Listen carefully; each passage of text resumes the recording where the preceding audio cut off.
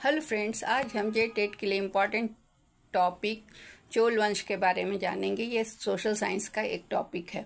चोल वंश दक्षिण भारत का एक प्रमुख शासक वंश था जो प्राचीन काल से लेकर मध्य काल तक तमिल क्षेत्र पर शासन करता था। चोल वंश का उत्कर्ष 9वीं शताब्दी से लेकर 13वीं शताब्दी तक रहा, जब यह एक शक्तिशाली और समृद्ध साम्राज्य बन गया। इस वंश का ऐतिहासिक महत्व न केवल दक्षिण भारत बल्कि श्रीलंका, मालदीव, दक्षिण पूर्व एशिया तक फैले उनके प्रभाव के कारण भी है। चोल वंश का प्रारंभिक इतिहास। चोल वंश का प्राचीन इतिहास पल्लवों के समय शुरू होता है, जब वो एक स्थानीय सत्ता के रूप में उभरे। चोल वंश की पहली राजधानी उरैयूर, जो कि त्रिचुरापल्ली के निकट है, वो मानी जाती है। प्रारंभिक चोल राजाओं में राजा करिकाल चोल का नाम प्रमुखता से लिया जाता है, जिनके समय में चोल वंश ने अपना प्रभाव बढ़ाना शुरू किया। करिकाल चोल को उनके प्रशासनिक कुशलता और कावेरी नदी के तटों पर बांध बनाने के लिए जाना जाता है, जिससे कृषि को बहुत बढ़ावा मिला। मध्यकालीन चोल वंश 9वीं से 13वीं शताब्दी तक। 9वीं शताब्दी में चोल साम्राज्य ने एक बार फिर से अपने उत्थान की शुरुआत की, विशेषकर राजा विजयालय चोल के शासनकाल में। इसके बाद चोल राजाओं ने अपनी शक्ति को और विस्तृत किया और कई क्षेत्रों पर विजय प्राप्त की। राम प्रथम चोल वंश के राजा थे, जिनका शासनकाल 1985 से 10,014 ईस्वी तक माना जाता है उनका समय था। चोल वंश के सबसे प्रमुख शासकों में से एक थे। उन्होंने 10वीं शताब्दी में कई युद्ध जीतकर चोल साम्राज्य का विस्तार किया। उन्होंने श्रीलंका के उत्तरी हिस्सा पर विजय प्राप्त की और इससे चोल साम्राज्य में मिला लिया। उनकी सबसे महान उपलब्धि तंजावुर में बृहदेश्वर मंदिर, राजराजेश्वर मंदिर का निर्माण था, जो चोल की वास्तुकला का अद्भुत उदाहरण है।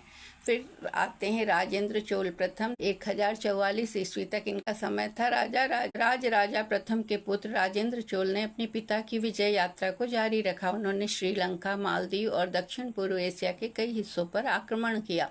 उन्होंने पल्लव, पांडे और चेर वंशों को हराया। राजेंद्र चोल ने गंगा नदी तक अपनी सेना भेजकर भारत में गंगा तट तक विजय प्राप्त की, जिसके कारण उन्हें गंगाईकोंडा चोल की उपाधि मिली। गंगाईकोंडा चोलपुरम में एक विशाल नगर की स्थापना की, जो उनके शासन की दूसरी राजधानी बनी। प्रशासनिक व्यवस्था।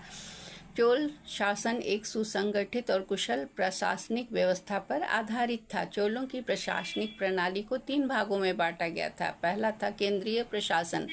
राजा सर्वोच्च था और उसका अधिकार सभी विषयों पर होता था। राजवंशीय सदस्यों का शासन में महत्वपूर्ण योगदान था। प्रांतीय प्रशासन। साम्राज्य को मंडलों या प्रांतों में बांटा गया था, जिन्हें वेलनाडु कहा जाता था। प्रत्येक प्रांत का शासक एक मंडलाधिपति होता था। स्थानीय प्रशासन। चोल साम्राज्य की एक विशेषता थी। स्थानीय प्रशासन में ग्राम सभाओं, जिसे उर सभा और नगरम की कहा जाता था, इनकी भूमिका थी, जो ग्रामीण क्षेत्रों की देखरेख करती थी। सांस्कृतिक योगदान।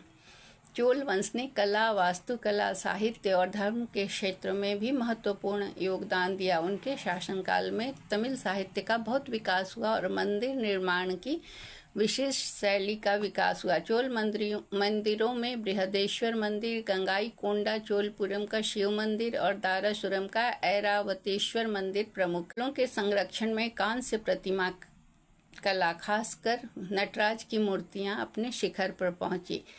चोल साम्राज्य का पतन 13वीं शताब्दी में शुरू हुआ। धीरे धीरे पांड्य वंश और होयसल वंश की शक्तियों ने चोलों की सत्ता को कमजोर किया। 80 ईस्वी तक चोल साम्राज्य का अंत हो गया। अब पांड्य शासकों ने चोलों को हराकर उनकी सत्ता को समाप्त कर दिया। निष्कर्ष के तौर पर यह कहा जा सकता है कि चोल वंश भारतीय इतिहास का एक महत्वपूर्ण अध्याय है। उनके शासनकाल में दक्षिण भारत में व्यापार, कला और धर्म तथा संस्कृति का अद्वितीय विकास हुआ। चोल वंश का प्रभाव न केवल भारत में बल्कि दक्षिण पूर्व एशिया के देशों में भी देखा गया, जहां भारतीय संस्कृति और वास्तुकला के कई तत्वों का प्रसार